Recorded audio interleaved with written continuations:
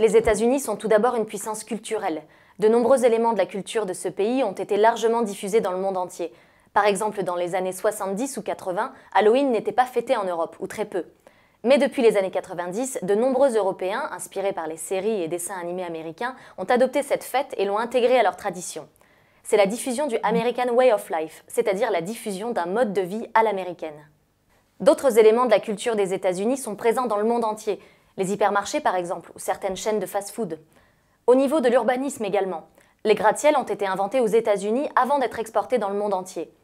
L'anglais est également devenu la langue de référence universelle.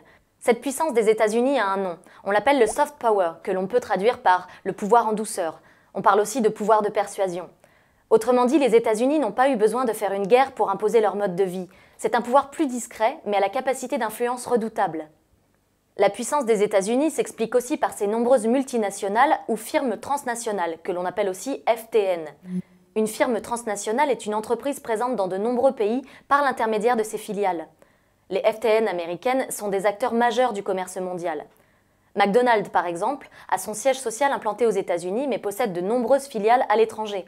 Google, Disney ou encore Coca sont d'autres exemples de firmes transnationales américaines. D'ailleurs, la première FTN au monde vient des États-Unis. Il s'agit de Walmart, une entreprise spécialisée dans la grande distribution. Sur ce tableau statistique, on remarque que le poids économique des FTN des États-Unis est comparable au PIB de plusieurs pays, et pas seulement des pays en voie de développement.